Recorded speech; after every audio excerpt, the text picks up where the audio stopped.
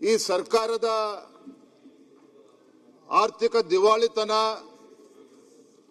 ಜೊತೆಯಲ್ಲಿ ಒಂದು ಬೌದ್ಧಿಕ ದಿವಾಳಿತನವೂ ಕೂಡ ಪ್ರದರ್ಶನವನ್ನ ಮಾಡಿದ್ದಾರೆ ಅನ್ನೋದನ್ನ ನಾನು ಈ ಸಂದರ್ಭದಲ್ಲಿ ಹೇಳಕ್ಕೆ ಇಚ್ಛಪಡ್ತೇನೆ. ಮಾನ್ಯ ಸಭಾಧ್ಯಕ್ಷರೇ, ಮಾನ್ಯ ಹಣಕಾಸಿನ ಸಚಿವರಾಗಿರುವಂತಹ ಮುಖ್ಯಮಂತ್ರಿಗಳು ತಮ್ಮ ರಾಜಕೀಯ ಸಂಧ್ಯಾ ಕಾಲದಲ್ಲಿರುವಂತಹ ಸಂದರ್ಭದಲ್ಲಿ 17ನೇ ಬಜೆಟ್ ಅನ್ನ ಮಂಡನೆ ಮಾಡುವಂತಹ ಸಂದರ್ಭದಲ್ಲಿ ಒಂದು ಸುವರ್ಣಾವಕಾಶ ಇತ್ತು.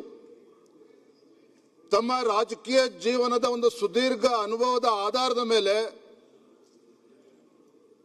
ರಾಜ್ಯದ ಸಂಕಷ್ಟಗಳಿಗೆ ನಾಡಿನ ಜನರ ಅಪೇಕ್ಷೆ ತಕ್ಕಂತೆ ಇದೆಲ್ಲದಕ್ಕೂ ಕೂಡ ಉತ್ತರವನ್ನ ಕಂಡುಕೊಳ್ತಕ್ಕಂಥ ಒಂದು ಅವಕಾಶಗಳು ಇತ್ತು.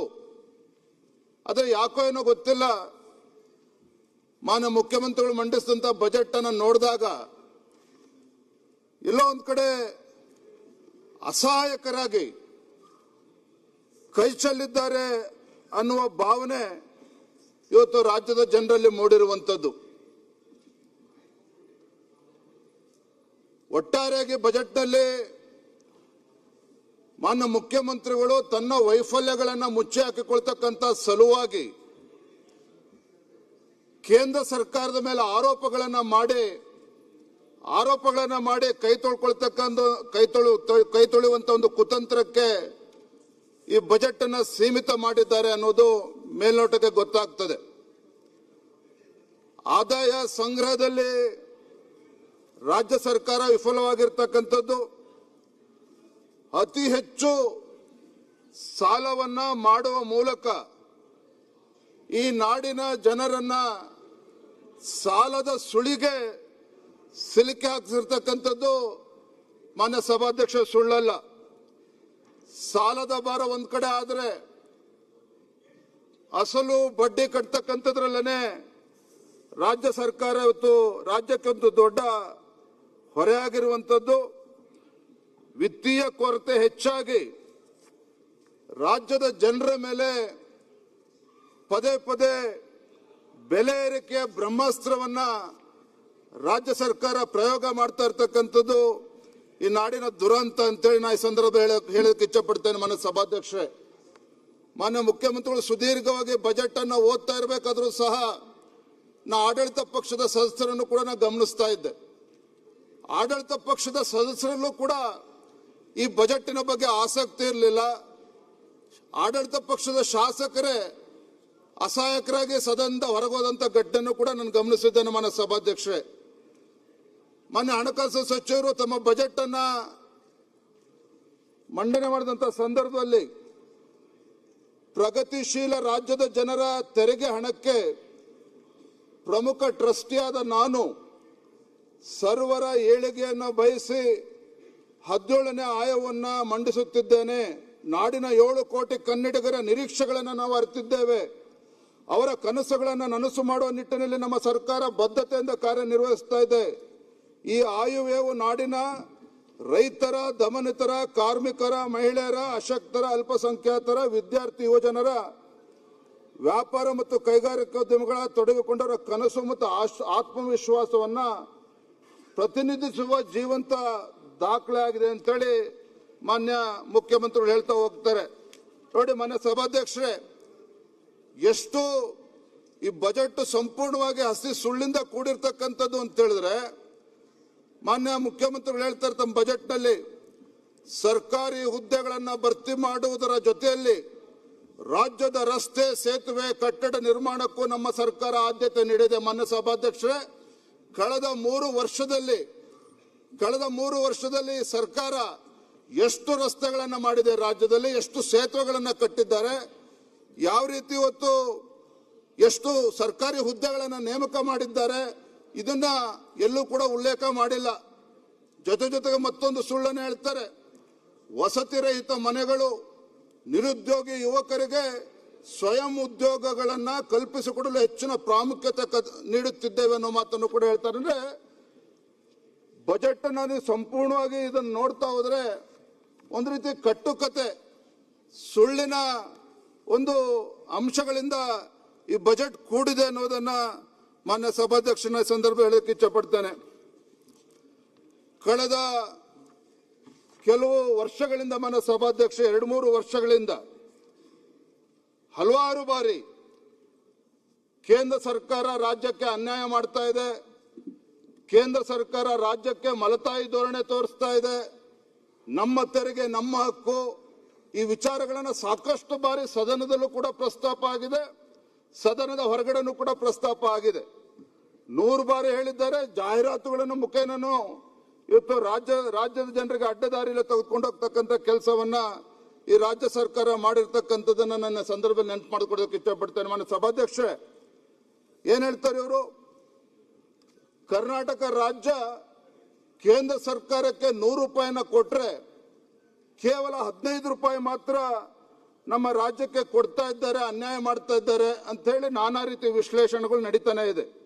ನಾನು ಇವತ್ತು ಈ ಸದನದ ಮೂಲಕ ನಾನು ಕೆಲವು ಅಂಶಗಳನ್ನ, ಅಂಕಿ ಅಂಶಗಳ ಜೊತೆಗೆ ಇವತ್ತು ಬೆಳಕನ್ನು ಚೆಲ್ತಕ್ಕಂಥ ಪ್ರಯತ್ನವನ್ನು ನಾನು ಮಾಡ್ತೇನೆ. ಸಭಾಧ್ಯಕ್ಷರೇ, ಇವತ್ತು ಕಾಂಗ್ರೆಸ್ ಸರ್ಕಾರ ಇವತ್ತು ಏನು ಎಷ್ಟು 4.3 ಲಕ್ಷ ಕೋಟಿ ಇವತ್ತು ಕೇಂದ್ರಕ್ಕೆ ಕಳಿಸ್ಕೊಡ್ತಾ ಇದ್ದೇವೆ ಅನ್ನೋ ಮಾತನ್ನು ಹೇಳ್ತಾ ಇದ್ದಾರೆ. ಆದ್ರೆ ಇದರಲ್ಲಿ ಡೈರೆಕ್ಟ್ ಟ್ಯಾಕ್ಸಸ್, ಇಂಡೈರೆಕ್ಟ್ ಟ್ಯಾಕ್ಸಸ್ ಇವತ್ತು ಎಲ್ಲದನ್ನು ಕೂಡ ಪರಿಗಣಿಸಿ ಇವತ್ತು ಒಪ್ಕೊಳ್ತಾನೆ. ಇವತ್ತು Karnataka is second largest state. ಇವತ್ತು ಅತಿ ಹೆಚ್ಚು ಟ್ಯಾಕ್ಸ್ ಅನ್ನ ಕೊಡ್ತಕ್ಕಂಥ ರಾಜ್ಯ ಕರ್ನಾಟಕ. ಮಹಾರಾಷ್ಟ್ರ ನಂತರದಲ್ಲಿ ಕರ್ನಾಟಕವು ಕೂಡ ಕರ್ನಾಟಕ 2ನೇ ಸ್ಥಾನದಲ್ಲಿ ಇರ್ತಕ್ಕಂಥದ್ದು. ಸರಿಸುಮಾರು 4.3 ಲಕ್ಷ ಕೋಟಿಯಷ್ಟು ಸೆಂಟ್ರಲ್ ಪೂಲ್ಗೆ, ಅದು ಇನ್ಕಮ್ ಟ್ಯಾಕ್ಸ್ ಇರ್ಬೋದು, ಕಾರ್ಪೊರೇಟ್ ಟ್ಯಾಕ್ಸ್ ಇರ್ಬೋದು, ಸೆಂಟ್ರಲ್ GST ಇರ್ಬೋದು, ಇವೆಲ್ಲವನ್ನು ಕೂಡ ಒಳಗೊಂಡಂತೆ 4.3 ಲಕ್ಷ ಕೋಟಿಯಷ್ಟು ಸೆಂಟ್ರಲ್ ಪೂಲ್ಗೆ ಹೋಗ್ತಕ್ಕಂಥದ್ದು.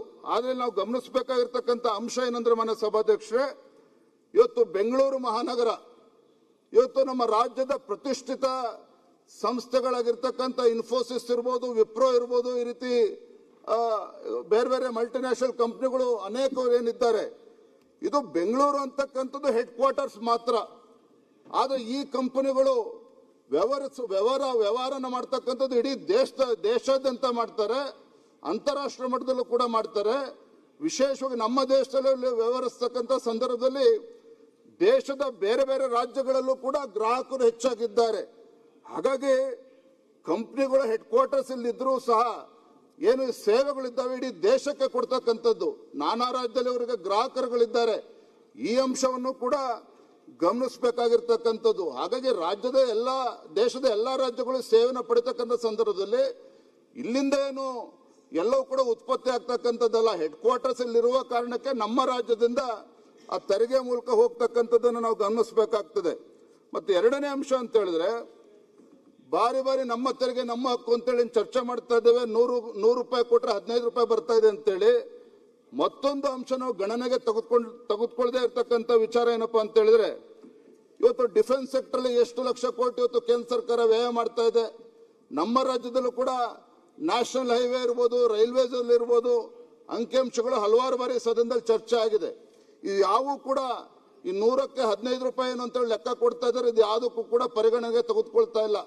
ಇವತ್ತು ಇವೆಲ್ಲ ಕ್ಷೇತ್ರಗಳಲ್ಲಿ ಇವತ್ತು ಅವೆಲ್ಲವೂ ಕೂಡ ಕರ್ನಾಟಕ ಕೂಡ ಲಾಭ ಆಗ್ತಾ ಇರ್ತಕ್ಕಂಥದ್ದನ್ನ ನಾವಿವತ್ತು ಮಾನ್ಯ ಸಭಾಧ್ಯಕ್ಷರು ಇವತ್ತು ಗಮನಿಸಬೇಕಾಗ್ತದೆ. ಇವತ್ತು ಒಕ್ಕೂಟದ ವ್ಯವಸ್ಥೆ ಬಗ್ಗೆ ಸಾಕಷ್ಟು ಬಾರಿ ಚರ್ಚೆ ಆಗ್ತದೆ. ಇವತ್ತು ಒಕ್ಕೂಟದ ವ್ಯವಸ್ಥೆ ಚರ್ಚೆ ಆಗ್ಬೇಕಾದ್ರೆ ಮತ್ತೊಂದು ಸಂವಿಧಾನಿಕವಾಗಿ ಇವತ್ತು ಯಾರಿಗೂ ಕೂಡ ಗೊತ್ತಿಲ್ಲದ ವಿಚಾರ ಅಂತಲ್ಲ. ಯಾಕೆ ಅಂತ ಹೇಳಿದ್ರೆ ಈ ಸರ್ಕಾರ ಅರ್ಧ ಸತ್ಯವನ್ನ ಮಾತ್ರ ಹೇಳ್ತಾ ಇರುವಂತದ್ದು. ಇವತ್ತು ಭಾರತೀಯ ಒಕ್ಕೂಟದ ವ್ಯವಸ್ಥೆಯಲ್ಲಿ ಮರುಹಂಚಿಕೆಯ ತತ್ವದ ಅಡಿಯಲ್ಲಿ ವಿನ್ಯಾಸಗೊಳಿಸಿರ್ತಕ್ಕಂಥದ್ದು ಪ್ರತಿಯೊಬ್ಬರು ಕೂಡ ಗೊತ್ತಿರುವಂತ ವಿಚಾರ. ಇವತ್ತು ಕರ್ನಾಟಕ ಜೊತೆಯಲ್ಲಿ ಹೈ ಇನ್ಕಮ್ ಸ್ಟೇಟ್ಸ್ಗಳೇನಿದ್ದಾವೆ, ಮಹಾರಾಷ್ಟ್ರ ಇರ್ಬೋದು, ಕರ್ನಾಟಕ ಇರ್ಬೋದು, ತಮಿಳುನಾಡು ಇರ್ಬೋದು, ಇವತ್ತು ಹೈ ಇನ್ಕಮ್ ಸ್ಟೇಟ್ಸ್ ಇದ್ರೂ ಕೂಡ ಇಲ್ಲಿ ಬರ್ತಕ್ಕಂಥ ಆದಾಯವನ್ನ ಕೇಂದ್ರ ಸರ್ಕಾರದ ಮುಖೇನ ಇತರ ರಾಜ್ಯಗಳೇನಿದ್ದಾವೆ, ಇವತ್ತು ಬಿಹಾರ್ ಇರ್ಬೋದು, ಉತ್ತರ ಪ್ರದೇಶ ಇರ್ಬೋದು, ಅಂದ್ರೆ ಅತಿ ಹೆಚ್ಚು ಜನಸಂಖ್ಯೆ ಇರ್ತಕ್ಕಂಥ ರಾಜ್ಯಗಳೇನಿದ್ದಾವೆ, ಅತಿ ಹೆಚ್ಚು ಹಿಂದುಳಿದ ರಾಜ್ಯಗಳೇನಿದ್ದಾವೆ, ಇದರ ಹಣವನ್ನ ಸದ್ಬಳಕೆ ಮಾಡಿಕೊಂಡು ಇವತ್ತು ಭಾರತ ಇವತ್ತು ಅಭಿವೃದ್ಧಿಯ ಮುಂಚೂಣಿಯಲ್ಲಿ ಬರಬೇಕು ಅಂತ ಹೇಳಿದ್ರೆ ಎಲ್ಲಾ ರಾಜ್ಯಗಳು ಕೂಡ ಇವತ್ತು ಅಭಿವೃದ್ಧಿಯ ಪಥದಲ್ಲಿ ಮುಂದೆ ಸಾಗಬೇಕಾಗ್ತದೆ. ಆ ನಿಟ್ಟಿನಲ್ಲಿ ಕರ್ನಾಟಕವೂ ಕೂಡ ಒಳಗೊಂಡಂತೆ ಮಹಾರಾಷ್ಟ್ರ, ತಮಿಳುನಾಡು, ಇತರ ರಾಜ್ಯಗಳ ಮುಖೇನ ಬರ್ತಕ್ಕಂಥ ತೆರಿಗೆಯಿಂದ ದೇಶದ ಸರ್ವಾಂಗೀಣ ಅಭಿವೃದ್ಧಿ ಆಗ್ತದೆ ಅನ್ನೋದನ್ನು ಕೂಡ ಇವತ್ತು ನಾನು ಈ ಸಂದರ್ಭದಲ್ಲಿ ನೆನ್ಪು ಮಾಡ್ಕೊಳ್ಳೋದಕ್ಕೆ ಇಚ್ಛಪಡ್ತೇನೆ ನನ್ನ ಸಭಾಧ್ಯಕ್ಷರೇ. ಮತ್ತೊಂದು ಬಹಳ ಪ್ರಮುಖವಾಗಿರ್ತಕ್ಕಂಥ ವಿಚಾರ ಅಂತ ಹೇಳಿದ್ರೆ, 100 ರೂಪಾಯಿ ಕೊಟ್ಟರೆ ನಮ್ಮ ರಾಜ್ಯಕ್ಕೆ 14 ರೂಪಾಯಿ ಬರ್ತದೆ, ಅಥವಾ 1 ರೂಪಾಯಿ ಕೊಟ್ಟರೆ 14 ಪೈಸೆ ಬರ್ತದೆ ಅಂತೇಳಿ ವಿಶ್ಲೇಷಣೆ ಮಾಡ್ತಾ ಇದ್ರು. ಹಿಂದೆ UPA ಸರ್ಕಾರ ಇದ್ದಾಗ ಇವತ್ತು ಡೆವಲ್ಯೂಷನ್ ಆಫ್ ಟ್ಯಾಕ್ಸಸ್ ಬಂದಿರತಕ್ಕಂಥದ್ದು ನೆನ್ನೆ ಮೊನ್ನೆಯಿಂದಲ್ಲ. 1951ರಲ್ಲಿ ಏನು ಫೈನಾನ್ಸ್ ಕಮಿಷನ್ ಅಸ್ತಿತ್ವಕ್ಕೆ ಬಂತು, 1951ರಿಂದಲೂ ಸಹ ಈ ವ್ಯವಸ್ಥೆ ನಿರಂತರವಾಗಿ ಮುಂದುವರ್ಕೊಂಡು ಬಂದಿರತಕ್ಕಂಥದ್ದು ಮನೆ ಸಭಾಧ್ಯಕ್ಷರೇ. ಇವತ್ತು ಹಿಂದಿನ UPA ಸರ್ಕಾರ ಇದ್ದಾಗ 2014ರಲ್ಲಿ ಕರ್ನಾಟಕ ರಾಜ್ಯ 1.4 ಲಕ್ಷ ಕೋಟಿ ಸೆಂಟ್ರಲ್ ಪೂಲ್ಗೆ ಕೊಟ್ಟಿರುವಂಥದ್ದು. ಕರ್ನಾಟಕ ರಾಜ್ಯ 1.4 ಲಕ್ಷ ಕೋಟಿ ಸೆಂಟ್ರಲ್ ಪೂಲ್ಗೆ ಕೊಟ್ಟರೆ ರಾಜ್ಯಕ್ಕೆ ಡೆವಲ್ಯೂಷನ್ ಆಫ್ ಟ್ಯಾಕ್ಸಸ್ ಮುಖೇನ ಬಂದಿರುವಂಥದ್ದು 28,000 ಕೋಟಿ ರೂಪಾಯಿಗಳು ಮಾತ್ರ. ಅರ್ಥ 32% ಅಂದ್ರೆ 100 ರೂಪಾಯಿಗೆ 15 ರೂಪಾಯಿ ಅಂತ ಹೇಳ್ತಾ ಇದ್ದಾರೆ, 1 ರೂಪಾಯಿಗೆ 15 ಪೈಸೆ ಅಂತ ಹೇಳ್ತಾ ಇದ್ದಾರೆ. ಹಿಂದಿನ UPA ಸರ್ಕಾರ ಇದ್ದಾಗಲೂ ಸಹ 2014ರಲ್ಲೂ ಸಹ 100 ರೂಪಾಯಿ ಕೊಟ್ರೆ ಅವತ್ತು ಕೂಡ 15 ರೂಪಾಯಿ ಬಂದಿರತಕ್ಕಂಥದ್ದು. 1,40,000 ಕೋಟಿ ಕೊಟ್ರೆ 28,000 ಕೋಟಿ ಬಂದಿರತಕ್ಕಂಥದ್ದು. ಮಲ್ತಾಯಿ ಧೋರಣೆ ಬಗ್ಗೆ ಮಾತನಾಡ್ತಾರಲ್ಲ, ಇವತ್ತು ಕರ್ನಾಟಕಕ್ಕೆ ಮಲ್ತಾಯಿ ಧೋರಣೆ ಬಗ್ಗೆ ಮಾತನಾಡ್ತಾರಲ್ಲ. ಮಾನ್ಯ ಸಭಾಧ್ಯಕ್ಷೆ, ನಮ್ಮ ನೆರೆ ರಾಜ್ಯ ಆಗಿರ್ತಕ್ಕಂಥ ಮಹಾರಾಷ್ಟ್ರ, ಇವತ್ತು ಮಹಾರಾಷ್ಟ್ರ 6.5 ಲಕ್ಷ ಕೋಟಿ ರೂಪಾಯಿಗಳನ್ನ ಸೆಂಟ್ರಲ್ ಪೂಲ್ಗೆ ಕೊಡುವಂಥದ್ದು. 6.5 ಲಕ್ಷ ಕೋಟಿ ರೂಪಾಯಿಗಳನ್ನ ಮಹಾರಾಷ್ಟ್ರಗೆ ಇವತ್ತು ಡೆವಲ್ಯೂಷನ್ ಆಫ್ ಟ್ಯಾಕ್ಸಸ್ ಮುಖೇನ ಬರ್ತಕ್ಕಂಥದ್ದು ಎಷ್ಟು? 89,726 ಕೋಟಿ ರೂಪಾಯಿಗಳು.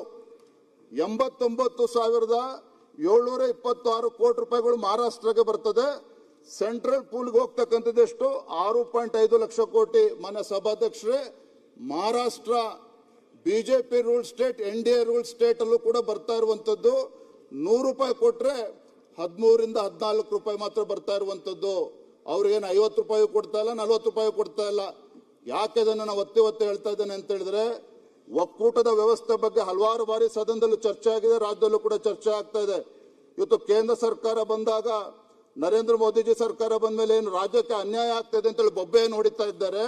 ಇವತ್ತು ಮಹಾರಾಷ್ಟ್ರಕ್ಕೂ ಕೂಡ ಅಷ್ಟೇ ಹಣ, ಇನ್ನು ಕರ್ನಾಟಕಕ್ಕಿಂತ 2 ರೂಪಾಯಿ ಕಡಿಮೆ ಬರ್ತಾ ಇದೆ ವಿನಃ ಜಾಸ್ತಿ ಬರ್ತಾ ಇಲ್ಲ. ಯಾಕೆ ಈ ಅಂಶವನ್ನ ಹೇಳ್ತಾ ಇದ್ದೇನೆ ಅಂತ ಹೇಳಿದ್ರೆ, ಇದನ್ನ ತೀರ್ಮಾನ ಮಾಡ್ತಕ್ಕಂಥದ್ದು ನರೇಂದ್ರ ಮೋದಿಜಿ ಅವರಲ್ಲ, ಪ್ರಧಾನಮಂತ್ರಿಗಳಲ್ಲ. ಅದರದ್ದೇ ಆದಂತ ಸಾಂವಿಧಾನಿಕವಾಗಿರ್ತಕ್ಕಂಥ ಒಂದು ವ್ಯವಸ್ಥೆ ಇದೆ. ಆ ವ್ಯವಸ್ಥೆನಲ್ಲಿ ಬೇರೆ ಬೇರೆ ಮಾನದಂಡಗಳಿದ್ದಾವೆ. ಆ ಮಾನದಂಡಗಳ ಆಧಾರವಾಗಿ ಇವತ್ತು ಇಷ್ಟು ಹಣ ಬರ್ತಾ ಇರ್ತಕ್ಕಂಥದ್ದು ಅನ್ನೋದನ್ನ ನಾನು ಈ ಸಂದರ್ಭದಲ್ಲಿ ಮನ ಸಭಾಧ್ಯಕ್ಷರೇ ತಮ್ಮ ಗಮನಕ್ಕೆ ತರಕ್ಕೆ ಇಚ್ಛೆ ಪಡ್ತೇನೆ. ಇವತ್ತು ಕರ್ನಾಟಕ ಸರ್ಕಾರ ಆಗ್ಲೇ ಹೇಳಿದಾಗೆ ನಮಗೆ ಲೆಸ್ಸರ್ ಟ್ಯಾಕ್ಸ್ ಡೆವಲ್ಯೂಷನ್ ಅಂತ ಹೇಳಿ ರಾಜಸ್ಥಾನ, ಬಿಹಾರ, ಉತ್ತರ ಪ್ರದೇಶ ಇದನ್ನ ಕಂಪೇರ್ ಮಾಡ್ಕೊಳ್ತಕ್ಕಂಥದ್ದು ಅವೈಜ್ಞಾನಿಕ. ಯಾಕೆ ಅಂತ ಹೇಳಿದ್ರೆ, ಮುಂದುವರೆದ ರಾಜ್ಯಗಳು ಇವತ್ತು ಈ ರೀತಿ ಬಿಹಾರಿಗೆ ಅಥವಾ ರಾಜಸ್ಥಾನಕ್ಕೆ ಇದಕ್ಕೆ ಕಂಪೇರ್ ಮಾಡ್ಕೊಳ್ಳೋದಕ್ಕೆ ಸಾಧ್ಯ ಇಲ್ಲ. ಮನ ಸಭಾಧ್ಯಕ್ಷರೇ, ಬಹಳ ಪ್ರಮುಖವಾಗಿರ್ತಕ್ಕಂಥ ಅಂಕಿಅಂಶಗಳನ್ನ ತಮ್ಮ ಮೂಲಕ ಈ ಸದನದ ಗಮನಕ್ಕೆ ತರ್ತೇನೆ. Tax devolution received in 2014 under UPA government. ರಾಜಸ್ಥಾನಕ್ಕೆ ಎಷ್ಟು ಬಂದಿದೆ? 19,000 ಕೋಟಿ ಬಂದಿದೆ 2014ರಲ್ಲಿ UPA ಸರ್ಕಾರ ಇದ್ದಾಗ. ಬಿಹಾರಕ್ಕೆ ಎಷ್ಟು ಬಂದಿದೆ? 36,000 ಕೋಟಿ ರೂಪಾಯಿಗಳು ಬಂದಿದೆ ಮನ್ನ ಸಭಾಧ್ಯಕ್ಷರೇ. ಉತ್ತರ ಪ್ರದೇಶದ ಸರ್ಕಾರ ಅತಿ ಹೆಚ್ಚು ಜನಸಂಖ್ಯೆ ಇರತಕ್ಕಂಥ ರಾಜ್ಯ, 66,000 ಕೋಟಿ ಬಂದಿದೆ UPA ಸರ್ಕಾರ ಇದ್ದಾಗ. ಮಹಾರಾಷ್ಟ್ರಕ್ಕೆ 17,000 ಕೋಟಿ ಬಂದಿದೆ ಮನ್ನ ಸಭಾಧ್ಯಕ್ಷರೇ. ನಮ್ಮ ರಾಜ್ಯಕ್ಕೆ ಹಿಂದಿನ UPA ಸರ್ಕಾರ ಇದ್ದಾಗ 2014ರಲ್ಲಿ ನಮ್ಮ ರಾಜ್ಯಕ್ಕೆ ಡೆವಲ್ಯೂಷನ್ ಆಫ್ ಟ್ಯಾಕ್ಸಸ್ ಎಷ್ಟು ಬಂದಿದೆ ಅಂತ ಹೇಳಿದ್ರೆ 14,000 ಕೋಟಿ ರೂಪಾಯಿಗಳು ಬಂದಿರತಕ್ಕಂಥದ್ದು ಮನ ಸಭಾಧ್ಯಕ್ಷರೇ. ಅದೇ 2026ರಲ್ಲಿ ಇವತ್ತು ರಾಜಸ್ಥಾನಕ್ಕೆ 94,000 ಕೋಟಿ ಬಂದಿದೆ, ಬಿಹಾರ ರಾಜ್ಯಕ್ಕೆ 1,50,000 ಕೋಟಿ ಬಂದಿದೆ, ಉತ್ತರ ಪ್ರದೇಶಕ್ಕೆ 1,60,000 ಕೋಟಿ ಬಂದಿದೆ, ಮಹಾರಾಷ್ಟ್ರಕ್ಕೆ 98,000 ಕೋಟಿ ಬಂದಿದೆ, ಕರ್ನಾಟಕಕ್ಕೆ 63,000ಕ್ಕೂ ಹೆಚ್ಚು ಕೋಟಿ ರೂಪಾಯಿಗಳು ಕರ್ನಾಟಕಕ್ಕೆ ಬಂದಿರತಕ್ಕಂಥದ್ದು. ನಾ ಯಾಕೆ ಅಂಶಗಳನ್ನ ಇವತ್ತು ಗಮನಕ್ಕೆ ತರ್ತಾ ಇದ್ದೇನೆ ಅಂತ ಹೇಳಿದ್ರೆ, ಅವತ್ತು ಕೂಡ ಕೇಂದ್ರ ಸರ್ಕಾರ ಅಥವಾ ಹಿಂದಿನ UPA ಸರ್ಕಾರ ರಾಜ್ಯಕ್ಕೆ ಅನ್ಯಾಯ ಮಾಡಿದೆ ಅಂತ ಹೇಳ್ತಾ ಇಲ್ಲ. ಅವತ್ತು ಅನ್ಯಾಯ ಆಗಿಲ್ಲ, ಇವತ್ತು ಕೂಡ ರಾಜ್ಯಕ್ಕೆ ಕೇಂದ್ರ NDA ಸರ್ಕಾರ ಅನ್ಯಾಯ ಮಾಡ್ತಾ ಇಲ್ಲ. ಆದರೆ devolution of taxes it has its own parameters, ಅದರದ್ದೇ ಆದಂಥ ಮಾನದಂಡಗಳಿದ್ದಾವೆ. ಆ ಮಾನದಂಡಗಳ ಆಧಾರದ ಮೇಲೆ ಇವತ್ತು ತೀರ್ಮಾನ ಆಗ್ತಕ್ಕಂಥದ್ದು. ಹಾಗಾಗಿ ಪದೇ ಪದೇ ಕೇಂದ್ರ ಸರ್ಕಾರ ಅನ್ಯಾಯ ಮಾಡ್ತದೆ ಅಂತ ಹೇಳಿ ಏನು ಕೆಲವರು ಬೊಬ್ಬೆ ಹೊಡಿತಾ ಇದ್ದಾರೆ. ಇದು ಅರ್ಧ ಸತ್ಯ ಅನ್ನೋದನ್ನ ಮಾತ್ರ ಈ ಸದನದ ಗಮನಕ್ಕೆ ತರಕ್ಕೆ ಇಚ್ಛಪಡ್ತೇನೆ. ಮಾನ್ಯ ಸಭಾಧ್ಯಕ್ಷರೇ, ಇವತ್ತು GST ಕಲೆಕ್ಷನ್ ಬಗ್ಗೆ ಸಾಕಷ್ಟು ಚರ್ಚೆ ಆಗ್ತಾ ಇದೆ. ಇವತ್ತು ರಾಜ್ಯದಲ್ಲಿ GST ಕಲೆಕ್ಷನ್ ಇವತ್ತೇನು ಕೇಂದ್ರಕ್ಕೆ ಹೋಗ್ತಾ ಇದೆ. ಈ ಸರ್ಕಾರದ ಸಾಧನೆ ಏನು? ಇವತ್ತು ನಮ್ಮ ರಾಜ್ಯದ ಆರ್ಥಿಕ ಸಂಪೂರ್ಣವಾಗಿ ನಿಂತಿರ್ತಕ್ಕಂಥದ್ದು ಅಂದ್ರೆ more than 60% of the GST collection comes from the service sector. Corporate ಕಂಪನೀಸ್ಗಳೇನಿದ್ದಾವೆ ಸರ್ವಿಸ್ ಸೆಕ್ಟರ್ ಇಂದ 60% ಹೆಚ್ಚು ಆದಾಯ ಬರ್ತಕ್ಕಂಥದ್ದು. ಆದ್ರೆ ಇವರ ಸಾಧನೆ ಏನಿದೆ ಇದರಲ್ಲಿ, ಇವತ್ತು ಕಾಂಗ್ರೆಸ್ ಸರ್ಕಾರ ಅಥವಾ ಮಾನ್ಯ ಮುಖ್ಯಮಂತ್ರಿಗಳ ನೇತೃತ್ವದಲ್ಲಿ ಏನು 17 ಬಜೆಟ್ ಅನ್ನ ಮಂಡನೆ ಮಾಡಿದ್ದಾರೆ. ಇವತ್ತು ನಮ್ಮ ರಾಜ್ಯದಲ್ಲಿರ್ತಕ್ಕಂಥ ಪ್ರವಾಸೋದ್ಯಮವನ್ನ ಅಭಿವೃದ್ಧಿ ಪಡಿಸ್ತಕ್ಕಂಥ ಪ್ರಯತ್ನನಾಗಿದೆ. ಅದಕ್ಕೇನಾದ್ರೂ ಹೆಚ್ಚು ಬಂಡವಾಳವನ್ನು ಕೊಡ್ತಕ್ಕಂಥ ಕೆಲಸ ಆಗಿದೆ.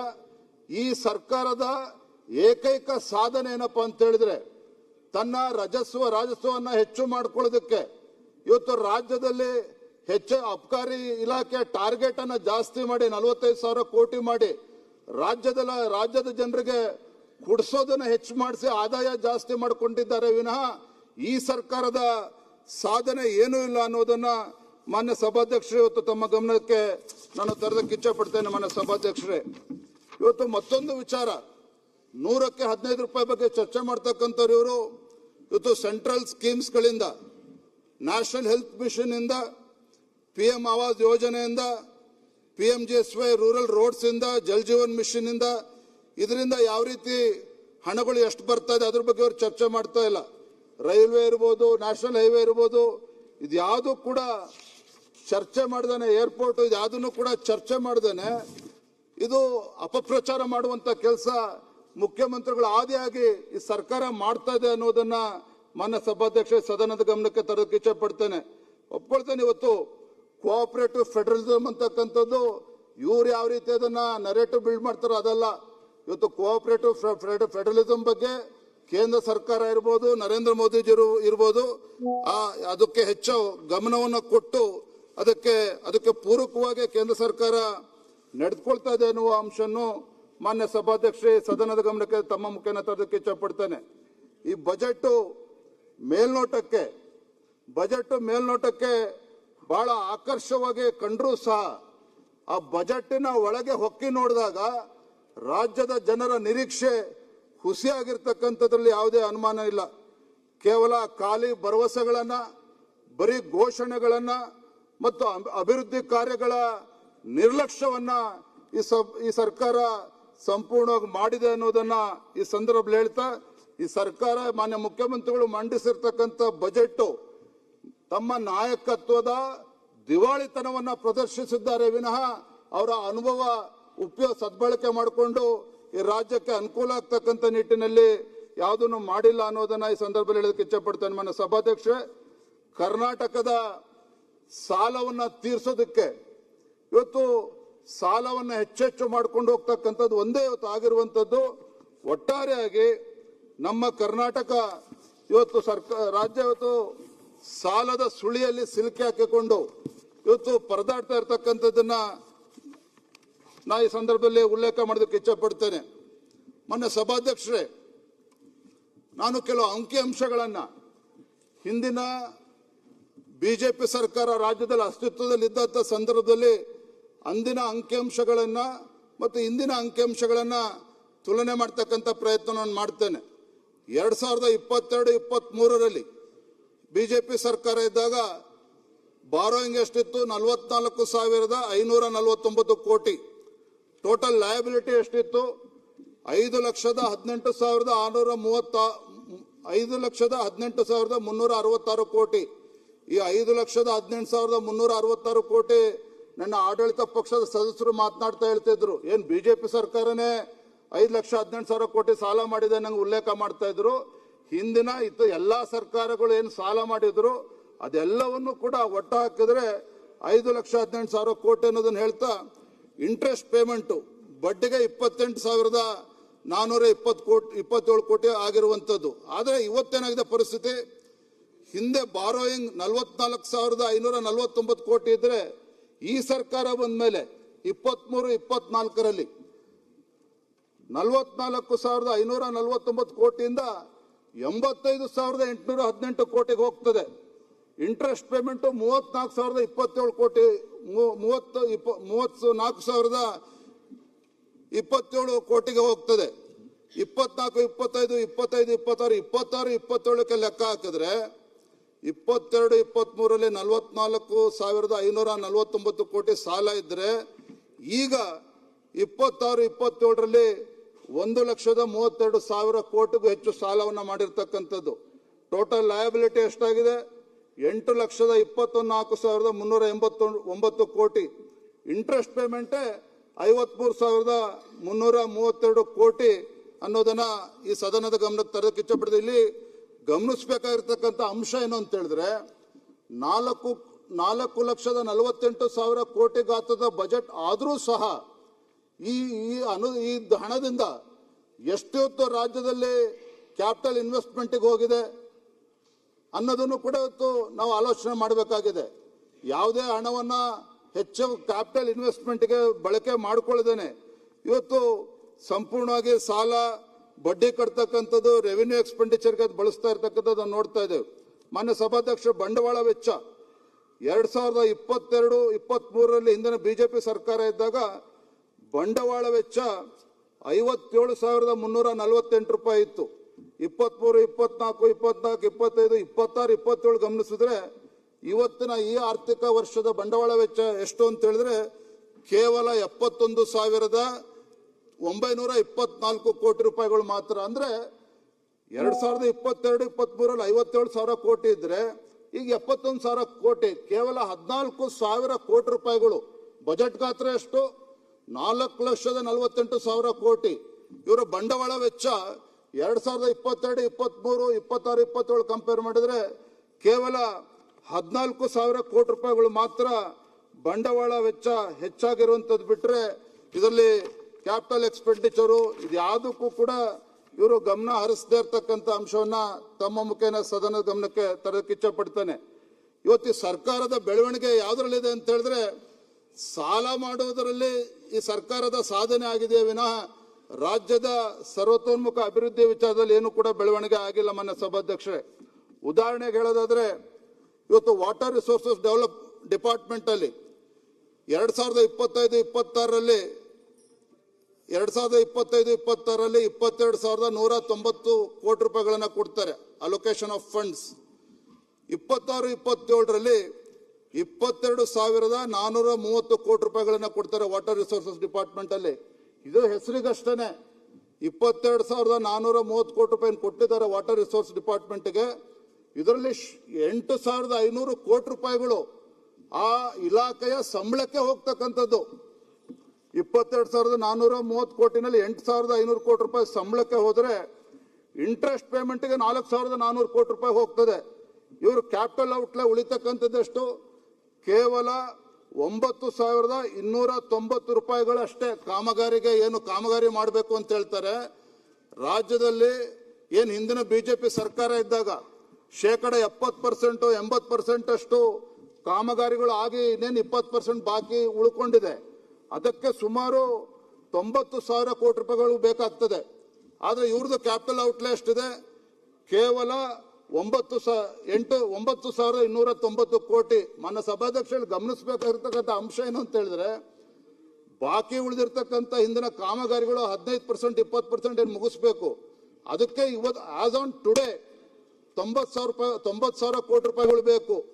ಆ ಹಣವನ್ನ ಬಿಡುಗಡೆ ಮಾಡೋದಕ್ಕೆ ಇನ್ನು 6 ತಿಂಗಳು 1 ವರ್ಷ ಡಿಲೇ ಮಾಡಿದ್ರೆ ಈ 90,000 ಕೋಟಿನೂ ಕೂಡ 1,25,000, 1,30,000 ಕೋಟಿ ಹೋಗ್ತದೆ. ಆದ್ರೆ ಇವ್ರು ಇಟ್ಟಿರ್ತಕ್ಕಂಥದ್ದು ಎಷ್ಟು? 26-27ನೇ ಆರ್ಥಿಕ ವರ್ಷಕ್ಕೆ ಆಯವ್ಯಯದಲ್ಲಿ ಕೇವಲ 9,290 ರೂಪಾಯಿ ಇಟ್ಟಿರ್ತಕ್ಕಂಥದ್ದು ಮಾನ್ಯ ಸಭಾಧ್ಯಕ್ಷರೇ. ಎರಡನೇದು ರೆವಿನ್ಯೂ ಎಕ್ಸ್ಪೆಂಡಿಚರ್ ಬಗ್ಗೆ, ರಾಜಸ್ವ ವೆಚ್ಚ ಬಗ್ಗೆ ಇವತ್ತು 2022-23ರಲ್ಲಿ 2,15,84 ಕೋಟಿಗಳಿತ್ತು. 26-27ಕ್ಕೆ 3,38,007 ಕೋಟಿ ಇರ್ತಕ್ಕಂಥದ್ದು. ಅಂದ್ರೆ ಇದು ಅರ್ಥ ಏನು ಅಂತ ಹೇಳಿದ್ರೆ, ಏನು ರಾಜ್ಯ ಸರ್ಕಾರ ಇಷ್ಟೆಲ್ಲ ಸಾಲ ಮಾಡ್ತಾ ಇದೆ, ಇದನ್ನ ಸಮಂಜಸವಾಗಿ ರಾಜ್ಯದ ಅಭಿವೃದ್ಧಿ ದೃಷ್ಟಿಯಿಂದ ಬಳಸ್ಕೊಳ್ದೇನೆ ಈ ಹಣ ಇವತ್ತು ಯಾವ ರೀತಿ ಖರ್ಚು ಮಾಡ್ತಾ ಇದೆ ರಾಜ್ಯ ಸರ್ಕಾರ ಅಂತ ಹೇಳಿದ್ರೆ, ಆಗ್ಲೇ ಮೊನ್ನೆ ವಿರೋಧ ಪಕ್ಷದ ನಾಯಕರು ಮೊನ್ನೆ ಮಾತನಾಡ್ತಾ ಹೇಳಿದ್ರು, ಶಾಸಕರು ಇರ್ತಕ್ಕಂಥದ್ದು ಆಡಳಿತ ಪಕ್ಷದಲ್ಲಿ 138 ಜನ ಇದ್ರು ಸಹ, 139 ಜನ ಇದ್ರು ಸಹ ಶಾಸಕರು ಇರ್ತಕ್ಕಂಥವ್ರು ಎಲ್ಲರೂ ಕೂಡ ಕ್ಯಾಬಿನೆಟ್ ರ್ಯಾಂಕ್. ಅದು ಸಾಲದಕ್ಕೆ ಅಂದಂಗೆ ಇಡೀ ರಾಜ್ಯದಲ್ಲಿ ಪ್ರತಿ ವಿಧಾನಸಭಾ ಕ್ಷೇತ್ರದಲ್ಲಿ ಗ್ಯಾರಂಟಿ ಅಧ್ಯಕ್ಷರು, ಜಿಲ್ಲಾ ಮಟ್ಟದಲ್ಲಿ ಗ್ಯಾರಂಟಿ ಅಧ್ಯಕ್ಷರು, ಅವರಿಗೆ ಕ್ಯಾಬಿನೆಟ್ ರ್ಯಾಂಕ್, ಜಿಲ್ಲಾ ಮಟ್ಟದಲ್ಲಿರೋರಿಗೆ ಅವರಿಗೆ ಆ ಆಫೀಸು, ಅವರಿಗೆ ಸಂಬಳ, ಅವರಿಗೆ PA, ಒಟ್ಟಾರೆಯಾಗಿ ಪ್ರತಿಯೊಬ್ಬರು 144 ಜನಕ್ಕೆ ಕ್ಯಾಬಿನೆಟ್ ರ್ಯಾಂಕ್ ಕೊಟ್ಟಿದ್ದಾರೆ. ಪ್ರತಿ ತಿಂಗಳು ಕನಿಷ್ಠ 3 ರಿಂದ 3.5 ಲಕ್ಷ ರೂಪಾಯಿ ಖರ್ಚು ಮಾಡ್ತಾರೆ ಮಾನ್ಯ ಸಭಾಧ್ಯಕ್ಷರೇ. ಈ ರೀತಿ ದುಂದು ವೆಚ್ಚಕ್ಕೆ ಕಡಿವಾಣ ಹಾಕ್ದೇನೆ ಏನು ತೆರಿಗೆ ಹಣವನ್ನ ಮನಸೋ ಇಚ್ಛೆ ಮಾಡ್ತಾ ಇರ್ತಕ್ಕಂಥದ್ದನ್ನ ನಾವು ಗಮನಿಸ್ತಾ ಇದ್ದೇವೆ. ರಾಜ್ಯದ ಮುಖ್ಯಮಂತ್ರಿಗಳು ಹ್ಯಾಟ್ರಿಕ್ ಸಾಧನೆಯನ್ನ ಮಾಡಿದ್ದಾರೆ. ಏನ್ ಹ್ಯಾಟ್ರಿಕ್ ಸಾಧನೆಯನ್ನ ಮಾಡಿದ್ದಾರೆ? ಸತತವಾಗಿ 3 ಬಾರಿ ಅಂದ್ರೆ 23-24ನೇ ಸಾಲಿನ 24-25 ಮತ್ತು 25-26 ಈ 3 ಸಾಲಿನಲ್ಲೂ ಕೂಡ ಏನು ಬಜೆಟ್ ಔಟ್ಲೇ ಇತ್ತು. 23-24ರಲ್ಲಿ 3,27,747 ಕೋಟಿ ರೂಪಾಯಿ ಇದ್ರೆ, ಆಮೇಲೆ ರಿವೈಸ್ ಎಷ್ಟಕ್ಕಾಗಿದೆ? 3,27,000ದಿಂದ 3,17,000 ತರ್ತಾರೆ, ಅಂದ್ರೆ -3%. ಅದೇ ರೀತಿ 24-25ರಲ್ಲಿ 3,71,000 ಕೋಟಿ ಇದ್ರೆ ಅದನ್ನ 3,68,000 ಕೋಟಿ ತರ್ತಾರೆ, ಅಂದ್ರೆ -3%.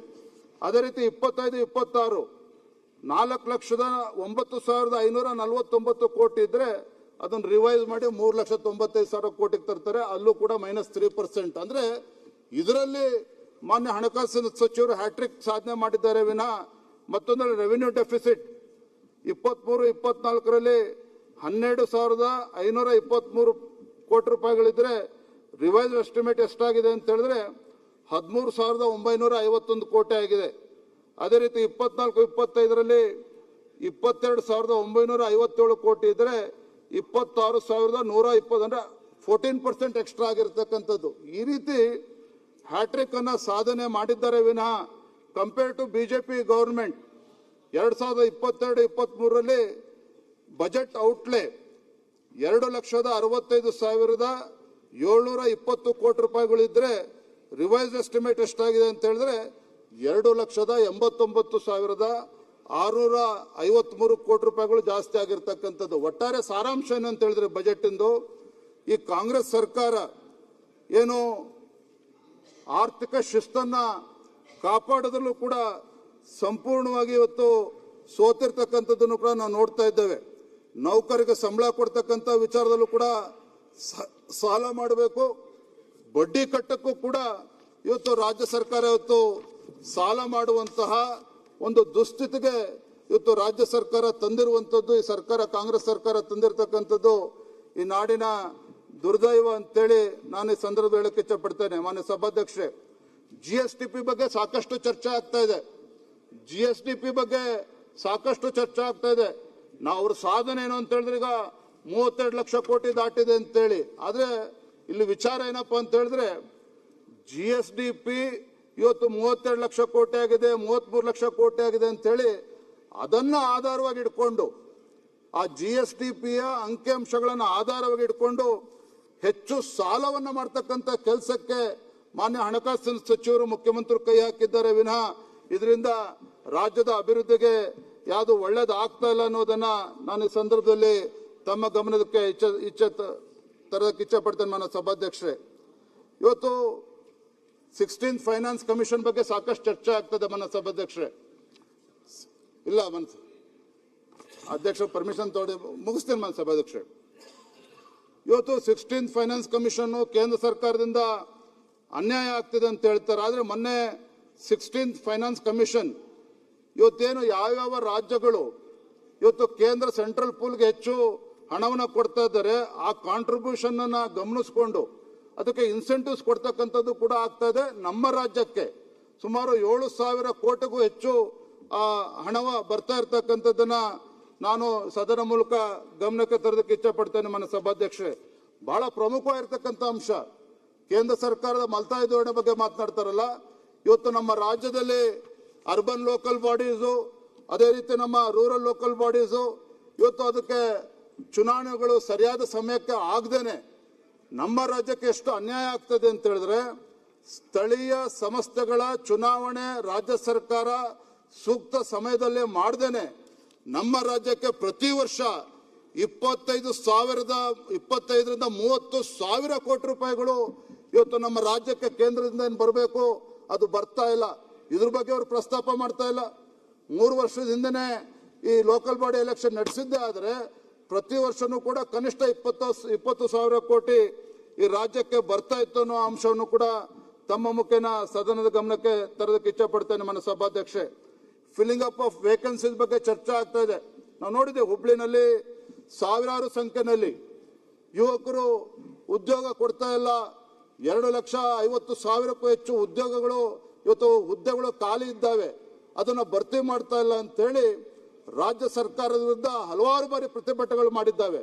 ಇಲ್ಲಿ ರಾಜ್ಯ ಸರ್ಕಾರದ ದುರುದ್ದೇಶವೂ ಕೂಡ ಇದೆ. ಮಾನ್ಯ ಸಭಾಧ್ಯಕ್ಷರೇ, ಏನು ದುರುದ್ದೇಶ ಅಂತ ಹೇಳಿದ್ರೆ, ಸರ್ಕಾರ ಏನಾದರೂ ಒಂದು ಹೆಜ್ಜೆ ಮುಂದೋಗಿ ಈ ವೇಕೆನ್ಸೀಸ್ಗಳನ್ನೆಲ್ಲ ಫಿಲ್ ಮಾಡಿದ್ರೆ ಅವರೆಲ್ಲರೂ ಕೂಡ ಸಂಬಳ ಕೊಡಬೇಕಾಗ್ತದೆ. ಆ ಸಂಬಳ ಕೊಡಕ್ಕೆ ಹೋದ್ರೆ ಮತ್ತೆ ಅವ್ರದ್ದು ಫೈನಾನ್ಷಿಯಲ್ ಡಿಸಿಪ್ಲಿನ್, ಫಿಸ್ಕಲ್ ಡಿಸಿಪ್ಲಿನ್ ಬಗ್ಗೆ ಮಾತನಾಡ್ತಾರೆ. ಇವೆಲ್ಲವೂ ಕೂಡ ಗಾಳಿಪಟ ತರ ಹಾರು ಹೋಗ್ತದೆ. ಹಾಗಾಗಿ ಕುತಂತ್ರ ಷಡ್ಯಂತ್ರ ಏನು ಅಂತ ಹೇಳಿದ್ರೆ, ಈ ವೇಕೆನ್ಸೀಸ್ ಅನ್ನ ಫಿಲ್ ಮಾಡದೇ ಇರ್ತಕ್ಕಂಥ ಪರಿಣಾಮ ಏನು ಅಂತ ಹೇಳಿದ್ರೆ, ರಾಜ್ಯ ಸರ್ಕಾರಕ್ಕೆ ಪ್ರತಿ ವರ್ಷ ಕನಿಷ್ಠ ಸಂಬಳ ಕೊಡದೇನೆ ಕನಿಷ್ಠ 15,000 ಕೋಟಿ ಪ್ರತಿ ವರ್ಷ ಕೂಡ ಉಳಿತಾ ಇದೆ. ಈ ರೀತಿ ಹಣ ಉಳಿಸೋಕ್ಕೋಸ್ಕರನೇ ಇವತ್ತು ಈ ಪೋಸ್ಟ್ಗಳನ್ನ ವೇಕೆನ್ಸೀಸ್ಗಳನ್ನ ಫಿಲ್ ಮಾಡದೇನೆ ಕಾಲಹರಣ ಮಾಡ್ತಾ ಇರ್ತಕ್ಕಂಥದ್ದನ್ನು ಕೂಡ ಮಾನ್ಯ ಸಭಾಧ್ಯಕ್ಷರೇ ನಾವು ಗಮನಿಸ್ತಾ ಇದ್ದೇವೆ.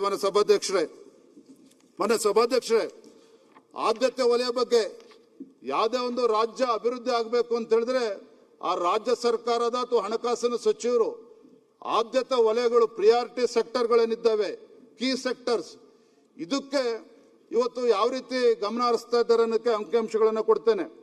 ಶಿಕ್ಷಣ ಇಲಾಖೆ ಬಗ್ಗೆ ಹೇಳ್ತಾರೆ, ಯಾವುದೇ ಒಂದು ದೇಶ ಅಥವಾ ರಾಜ್ಯ ಸುಸ್ಥಿರವಾಗಿ ಕಟ್ಟಲು ಶಿಕ್ಷಣದ ಬುನಾದಿ ಗಟ್ಟಿಯಾಗಿರ್ಬೇಕು ಅಂತೇಳಿ ನಾವು ಮಾತನಾಡ್ತೇವೆ.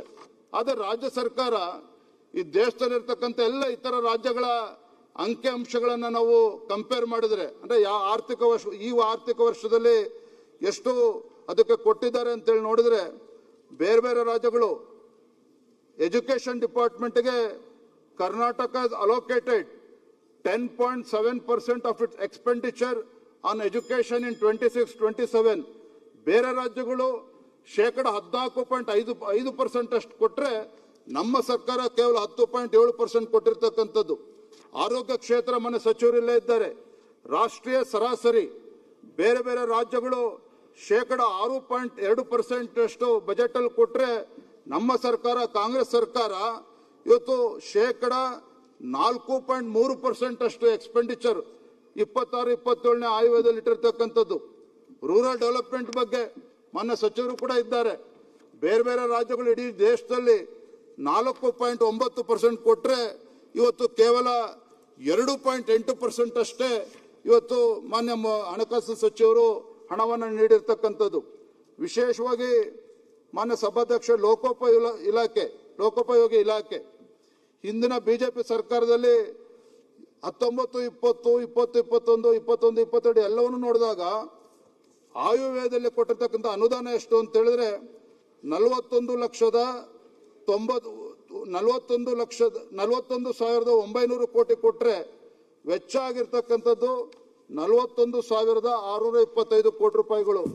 ಆದರೆ ಈ ಸರ್ಕಾರದಲ್ಲಿ 23, 24, 25, 26, 27 ಎಲ್ಲ ಆರ್ಥಿಕ ವರ್ಷಗಳನ್ನ ಕೂಡಿ ಹಾಕಿದಾಗ ಕೊಟ್ಟಿರ್ತಕ್ಕಂಥದ್ದು ಕೇವಲ 39,406 ಕೋಟಿ ರೂಪಾಯಿಗಳು. ಅಂದ್ರೆ ಹಿಂದಿನ ಬಿಜೆಪಿ ಸರ್ಕಾರ ಏನು ಕೊಟ್ಟಿತ್ತು ಅದಕ್ಕಿಂತ ಸುಮಾರು 7,500 ಕೋಟಿ ಅಂದ್ರೆ 7,500 ಕೋಟಿ ರೂಪಾಯಿಗಳಷ್ಟು ಕಡಿಮೆ ಮಾಡಿರ್ತಕ್ಕಂಥದ್ದು. ಜಲಸಂಪನ್ಮೂಲ ಇಲಾಖೆ ಹಿಂದೆ ಬಿಜೆಪಿ ಸರ್ಕಾರ ಇದ್ದಾಗ ಒಟ್ಟಾರೆಯಾಗಿ 74,251 ಕೋಟಿ ರೂಪಾಯಿಗಳು ಕೊಟ್ಟರೆ ಆಯವ್ಯಯದಲ್ಲಿ ಕೊಟ್ಟರೆ ವೆಚ್ಚ ಆಗಿರ್ತಕ್ಕಂಥದ್ದು ಆಲ್ಮೋಸ್ಟ್ 80,000 crores ಖರ್ಚಾಗಿದೆ ಮಾನ್ಯ ಸಭಾಧ್ಯಕ್ಷರೇ.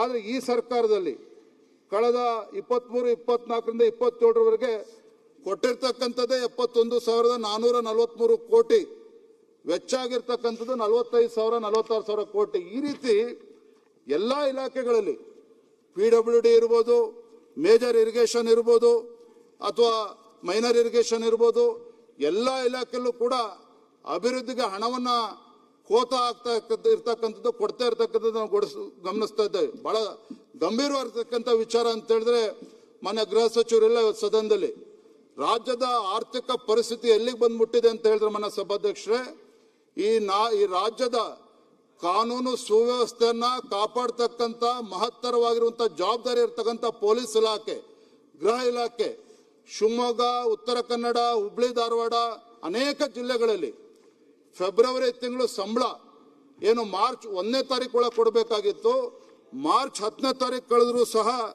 ಇವತ್ತು ಆ ಹಣವನ್ನು ಬಿಡುಗಡೆ ಮಾಡ್ತಾ ಇರ್ತಕ್ಕಂಥದ್ದನ್ನು ಕೂಡ ನಾವು ಗಮನಿಸ್ತಾ ಇದ್ದೇವೆ. ಅಂದ್ರೆ ರಾಜ್ಯದ ಪರಿಸ್ಥಿತಿಗೆ ಎಲ್ಲಿಗೆ ಬಂದಿದೆ ಅಂತ ಹೇಳ್ತೇನೆ. ಮಾನ್ಯ ಸಭಾಧ್ಯಕ್ಷರೇ, ವಿಶೇಷ ಕ್ಯಾಬಿನೆಟ್ ಮೀಟಿಂಗ್ ಮಾಡಿ ಇವತ್ತು ಹಿಂದೆ ರಾಜ್ಯ ಸರ್ಕಾರ ಘೋಷಣೆ ಮಾಡಿತು, ಏನು ಕೃಷ್ಣಾ ಮೇಲ್ದಂಡೆ ಯೋಜನೆ ಹಿನ್ನೀರಿನಲ್ಲಿ ಮುಳುಗಡೆ ಆಗಿ ಏನು ಅಲ್ಲಿ ಜಮೀನನ್ನ ಕಳ್ಕೊಳ್ತಾ ಇದ್ದಾರೆ.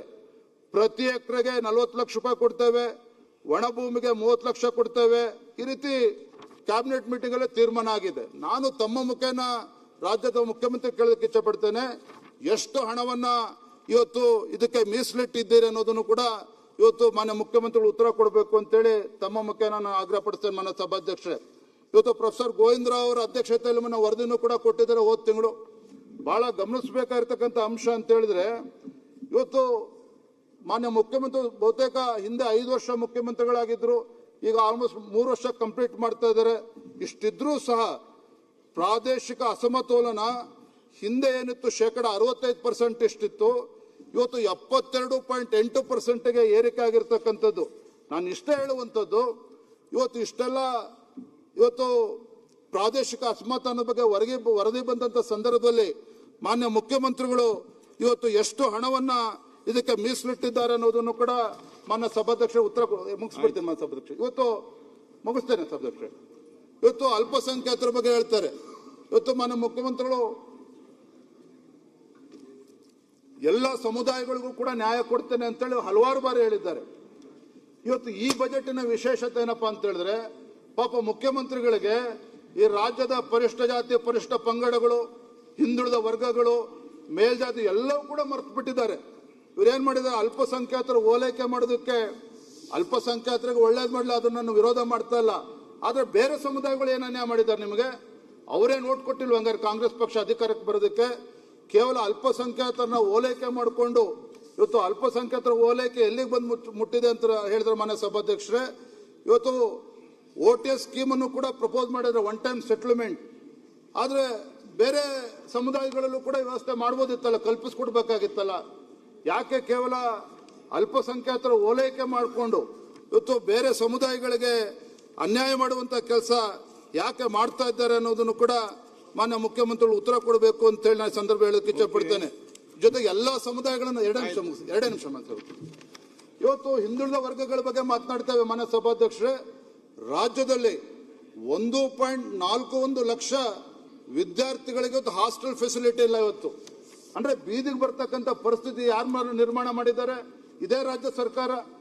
ಹಿಂದುಳಿದ ವರ್ಗಗಳ ಬಗ್ಗೆ ಹಲವಾರು ಬಾರಿ ಹೇಳ್ತಾರಲ್ಲ, ಆದ್ರೆ ಆ ಬಡ ಮಕ್ಕಳು, ಹಿಂದುಳಿದ ವರ್ಗದ ಮಕ್ಕಳುಗಳು ಇವತ್ತು ಹಾಸ್ಟೆಲ್ ಫೆಸಿಲಿಟಿ ಇಲ್ದೇನೆ ಬೀದಿಗೆ ಬರ್ತಕ್ಕಂಥ ಪರಿಸ್ಥಿತಿ ಯಾರು ನಿರ್ಮಾಣ ಮಾಡಿದ್ದಾರೆ? ಇವತ್ತು ಮಾನ್ಯ ಸಭಾಧ್ಯಕ್ಷ ನೇಕಾರ ಬಗ್ಗೆ ವಿಶೇಷವಾಗಿ ಉಲ್ಲೇಖ ಮಾಡಲೇಬೇಕು. ನಾನು ಮೊನ್ನೆ ದಿನ ಪ್ರವಾಸನೂ ಕೂಡ ಹೋಗಿದೆ. ಇವತ್ತು ರಾಜ್ಯದಲ್ಲಿ 52 ಜನ ನೇಕಾರರು ಆರ್ಥಿಕ ಸಂಕಷ್ಟದಿಂದ ಆತ್ಮಹತ್ಯೆ ಮಾಡಿಕೊಂಡ್ರು ಸಹ ಈ ನೇಕಾರ ಸಮುದಾಯಕ್ಕೆ, ಆ ಬಡ ಕುಟುಂಬಗಳಿಗೆ ಇವತ್ತು ಪರಿಹಾರವನ್ನು ಕೊಡ್ತಕ್ಕಂಥ ಕೆಲಸವನ್ನು ಕೂಡ ಈ ಸರ್ಕಾರ ಮಾಡದೇ ಇರತಕ್ಕಂಥದ್ದು ಇದ್ರ ಬಗ್ಗೆನೂ ಕೂಡ ನಾನು ಬೆಳಕು ಚೆಲ್ತಕ್ಕಂಥ ಕೆಲಸವನ್ನು ಮಾಡ್ತೇನೆ ನಮ್ಮ ಸಭಾಧ್ಯಕ್ಷರೇ. ಇವತ್ತು ನಾನು ವಿಶೇಷವಾಗಿ ಕಳೆದ ಒಂದು 20 ದಿನದ ಕೆಳಗಡೆ ಮೊನ್ನೆ ಸಭಾಧ್ಯಕ್ಷರೇ ಮಹಾರಾಷ್ಟ್ರದ ನಾಂದೇಡ್ಗೆ ಹೋಗಿದ್ದೆ. ಅಲ್ಲಿ ಹಿಂದಿನ ಮುಖ್ಯಮಂತ್ರಿಗಳು ಮೊನ್ನೆ ಅಶೋಕ್ ಚೌಹಾಣ್ ಅವರು ಬಹಳ ನೋವಿನಿಂದ ಒಂದು ಮಾತನ್ನು ಹೇಳಿದ್ರು. ಇವತ್ತು ಏನು ಅಲ್ಲಿ ನಾಂದೇಡಿಂದ ಬೀದರ್ಗೆ ಒಂದು ವಿಶೇಷ ರೈಲಿನ ವ್ಯವಸ್ಥೆ 150 ಕಿಲೋಮೀಟರ್ ಅಷ್ಟು ಇರ್ತಕ್ಕಂಥದ್ದು. ನಮ್ಮ ರಾಜ್ಯದಲ್ಲಿ ಬರೋದು ಕೇವಲ 50 ಕಿಲೋಮೀಟರ್ ಮಾತ್ರ. ಕೇಂದ್ರ ಸರ್ಕಾರ 50% ಅದಕ್ಕೆ ಅನುದಾನ ಕೊಡ್ತಾ ಇದೆ. ಉಳಿದಂತ ಅನುದಾನ ನಮ್ಮ ರಾಜ್ಯ ಮತ್ತು ಮಹಾರಾಷ್ಟ್ರ 2 ರಾಜ್ಯಗಳು ಶೇರ್ ಮಾಡಬೇಕಾಗ್ತದೆ. ನಮ್ಮ ರಾಜ್ಯದ ಪಾಲಿರ್ತಕ್ಕಂಥದ್ದು ಅತಿ ಕಡಿಮೆ ಇರ್ತಕ್ಕಂಥದ್ದು. ಆದ್ರೆ ಇದ್ರ ಬಗ್ಗೆನೂ ಕೂಡ ಇವತ್ತು ರಾಜ್ಯ ಸರ್ಕಾರ ಗಮನ ಹರಿಸ್ತಾ ಇರ್ತಕ್ಕಂಥದ್ದು. ಎಲ್ಲ ಒಂದ್ ಕಡೆ ಈ ರಾಜ್ಯದ ಅಭಿವೃದ್ಧಿ ಬಗ್ಗೆ ಯಾವ ರೀತಿ ಅಲಕ್ಷ್ಯವನ್ನ ತೋರ್ತಾ ಇದೆ ಅನ್ನೋದನ್ನು ಕೂಡ ಮಾನ್ಯ ಸಭಾಧ್ಯಕ್ಷ ತಾವು ಗಮನಿಸಬೇಕು ಅಂತೇಳಿ ತಮ್ಮ ಮುಖೇನ ಈ ರಾಜ್ಯದ ಮುಖ್ಯಮಂತ್ರಿಗಳು ಹೇಳೋದಕ್ಕೆ ಇಚ್ಛಪಡ್ತೇನೆ. ಮಾನ್ಯ ಮುಖ್ಯಮಂತ್ರಿಗಳೇ, ಇಷ್ಟೇ ನಾನು ಹೇಳ್ತಕ್ಕಂಥ ಮಾನ್ಯ ಸಭಾಧ್ಯಕ್ಷರೇ, ಇಷ್ಟೊಂದು ಅನುಭವ ಇರ್ತಕ್ಕಂಥ ಮಾನ್ಯ ಮುಖ್ಯಮಂತ್ರಿಗಳು ದೇವರಾಜ ಅರಸ್ ಅವರ ದಾಖಲೆ ಮುರಿದಿದ್ದೇನೆ 17 ಬಜೆಟ್ ಅನ್ನು ಮಂಡನೆ ಮಾಡಿರ್ತಕ್ಕಂಥ ಮುಖ್ಯಮಂತ್ರಿಗಳು ನಿಜವಾಗ್ಲೂ ಕೂಡ ಒಂದು ಸುವರ್ಣಾವಕಾಶ ಇತ್ತು. ಈಗಲೂ ಕೂಡ ಕಾಲ ಮಿಂಚಿಲ್ಲ. ತಮ್ಮ ಉತ್ತರದಲ್ಲಿ ರಾಜ್ಯದ ಎಲ್ಲಾ ಸಮುದಾಯಗಳಿಗೆ ನ್ಯಾಯ ಕೊಡ್ತಕ್ಕಂಥ ನಿಟ್ಟಿನಲ್ಲಿ ಮತ್ತೆ ರಾಜ್ಯದ ಸರ್ವತೋನ್ಮುಖ ಅಭಿವೃದ್ಧಿಯ ವಿಚಾರದಲ್ಲಿ ಅವರು ಗಟ್ಟಿಯಾದಂತ ನಿರ್ಣಯ ತೆಗೆದುಕೊಳ್ಬೇಕು. ಕೇವಲ ಕೇಂದ್ರ ಸರ್ಕಾರದ ಮೇಲೆ ಗೂಬೆ ಕೂರಿಸಿಕೊಂಡು ಇವತ್ತು ಒಕ್ಕೂಟದ ವ್ಯವಸ್ಥೆ ಬಗ್ಗೆ ಮಾತನಾಡಿಕೊಂಡು ರಾಜ್ಯಕ್ಕೆ ಅನ್ಯಾಯ ಮಾಡುವಂತದ್ದನ್ನ ಈಗಲಾದ್ರೂ ಕೂಡ ನಿಲ್ಲಿಸಬೇಕು ಅಂತೇಳಿ ತಮ್ಮ ಮುಖೇನ ರಾಜ್ಯದ ಮುಖ್ಯಮಂತ್ರಿಗಳಲ್ಲಿ ವಿನಂತಿ ಮಾಡಿ ನನ್ನ ಮಾತುಗಳಿಗೆ